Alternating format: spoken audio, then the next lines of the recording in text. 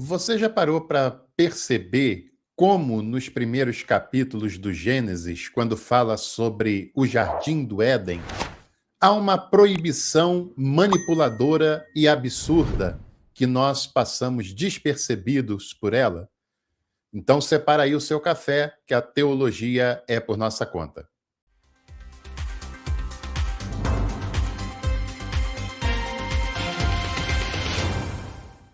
É importante que você estude teologia com qualidade, com seriedade, com profundidade também, e, é claro, de maneira acessível, ajuda ainda mais.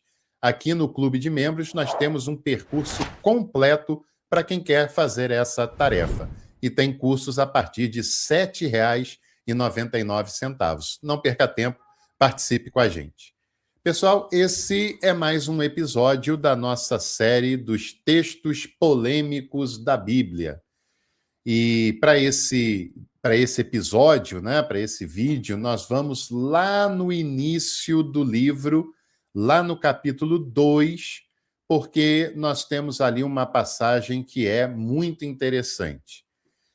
Apesar desse texto ser logo no segundo capítulo do primeiro livro da Bíblia, esse texto ele não é tão antigo assim quanto parece. Ele não está lá nos primórdios da humanidade. Ele é um texto cosmogônico, ou seja, um texto que tenta narrar de maneira mítica, naturalmente, como foi naquela cultura, no caso de Judá, a criação do universo, a criação de todas as coisas, e todas as civilizações antigas, né, têm os seus mitos cosmogônicos, e esse texto ele é um texto escrito depois do cativeiro babilônico, no momento crucial da história da religiosidade, da política de Judá, em que um grupo hegemônico já está no poder, e esse grupo hegemônico escreve esse texto para deixar claro que as pessoas têm limites, que elas não podem tudo, que elas têm barreiras que elas não devem ultrapassar de maneira nenhuma. Vamos ler, então, primeiro aqui, Gênesis capítulo 2, do versículo 8 até o versículo 17, que está dizendo assim: E Yahvé Deus plantou um jardim no Éden, no Oriente, e ali colocou o homem que modelara. E Yahvé fez crescer do solo toda espécie de árvores formosas de ver e boas de comer, e a árvore da vida no meio do jardim, e a árvore do conhecimento do bem e do mal. Um rio saía do Éden para regar o jardim e de lá se dividia, formando 4 braços. O primeiro chamava-se Fison, ele rodeia toda a terra de Évila, e onde há ouro. É puro o ouro dessa terra, na qual se encontram o bidélio, a pedra de ônix. O segundo rio chama-se Geom, rodeia toda a terra de Cush. O terceiro se chama Tigre, corre pelo oriente da Assíria, e o quarto rio é o Eufrate. E Yahvé Deus tomou o homem e o colocou no jardim do Éden para o cultivar e o guardar. E Yahvé Deus deu ao homem este mandamento: podes comer de todas as árvores do jardim, mas da árvore do conhecimento do bem e do mal não comerás, porque no dia em que dela comeres, terás de morrer. Bom, vamos lá, porque algumas pessoas que têm a mentalidade construída por anos e anos de doutrinação fundamentalista, com uma leitura literal, com uma leitura ao pé da letra do texto da Bíblia, né? Quando vem um conteúdo analítico como esse, pensam que nós estamos tentando depreciar a Bíblia ou depreciar Deus, né?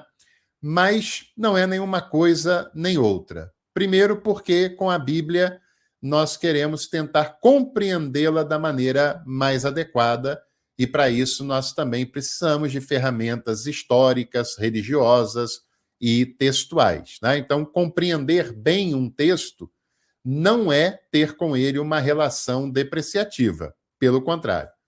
E também não é um ataque a Deus, não se trata disso, né? Porque você precisa entender que aquilo que é atribuído a Deus nos textos bíblicos foram atribuídos pelos próprios editores, pelos próprios escritores, que você não tem Deus escrevendo com a própria mão e nem tampouco a sua fala diretamente feita, né? O que nós temos são os narradores escrevendo aquilo que eles compreendem de determinada passagem, e é claro que tem os interesses desses editores, que tem os pontos de vista desses editores, e que frases são atribuídas a Deus, no caso do Novo Testamento, a Jesus também, e a outros personagens, que revelam muito mais do escritor do que de Deus, é óbvio, tá? E diante disso, nós temos esse texto aqui.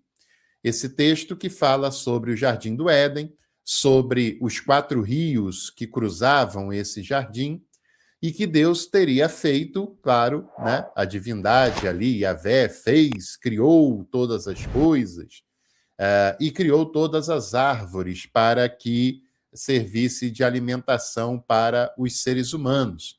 Mas uma árvore foi criada, que é a árvore do conhecimento do bem e do mal, e Deus cria para dizer para o ser humano que ele não pode comer do fruto dela, que essa árvore está proibida para ele. Faz sentido Deus criar um jardim com árvores frutíferas e ele cria uma delas só para proibir o ser humano de não comer desse fruto?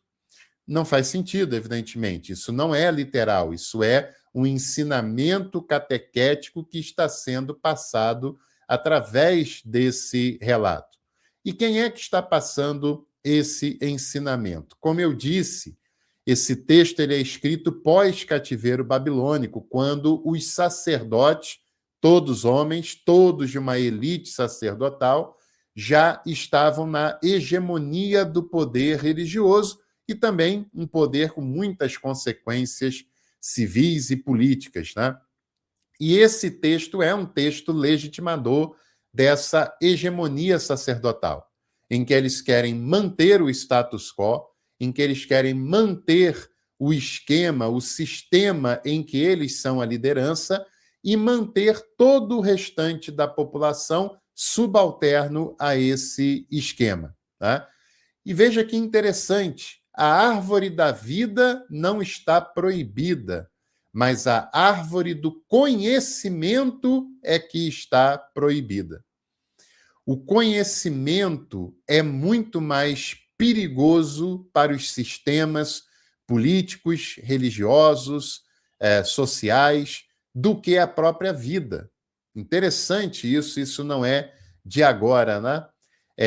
O conhecimento do bem e do mal, o conhecimento do certo e do errado, o conhecimento de uma maneira crítica, de uma maneira livre, de uma maneira disruptiva, é profundamente perigoso para os sistemas conservadores.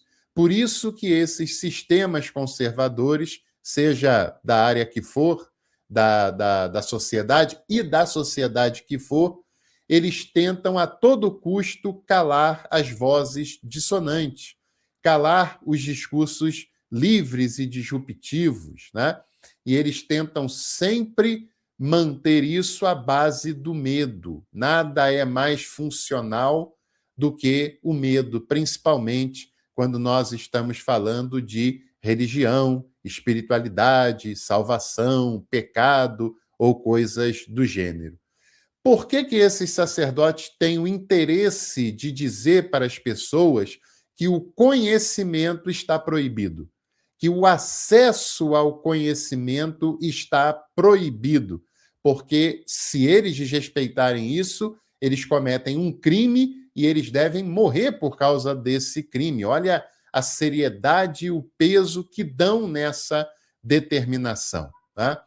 É importante pensar que o conhecimento não é apenas um grupo de afirmativas que nós temos ou não contato, mas conhecimento também é autonomia, é pensar com a própria cabeça, é não deixarem que outras pessoas pensem por você.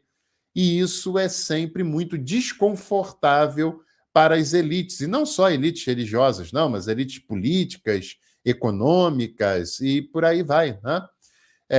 Gênesis capítulo 3 também vai continuar essa narrativa, também vai continuar esse discurso legitimador por parte dos sacerdotes.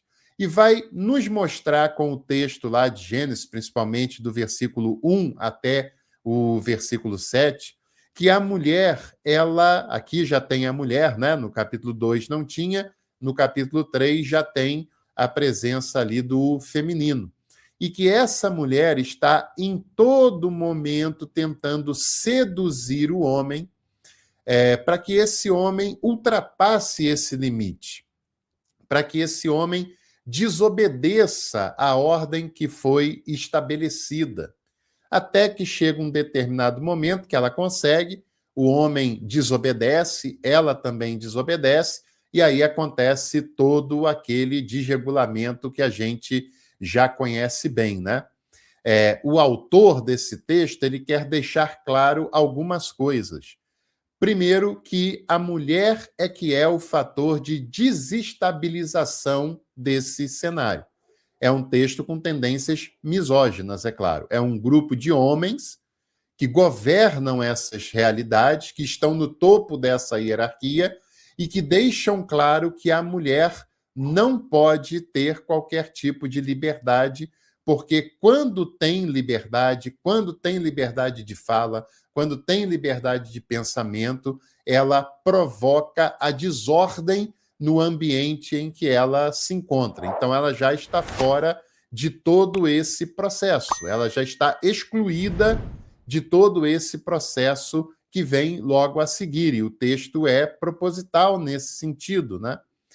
E, por outro lado, também, esse homem, ele não teve condições de lidar com esse conhecimento e ele também deve ser, claro, castigado numa proporção menor, mas ele também é castigado, né? A mulher não só é castigada, como é subalternizada.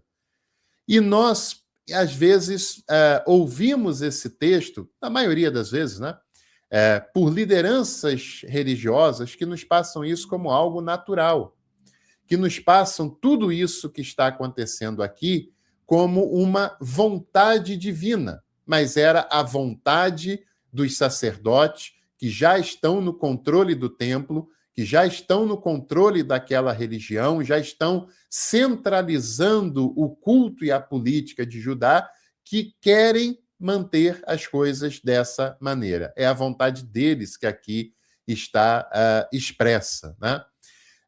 A religião é aquela que coloca limites no ser humano. É a religião, não só, mas principalmente, quem coloca tabus nos seres humanos, porque nenhuma outra instituição trabalha com a ideia de salvação eterna ou de perdição eterna, né?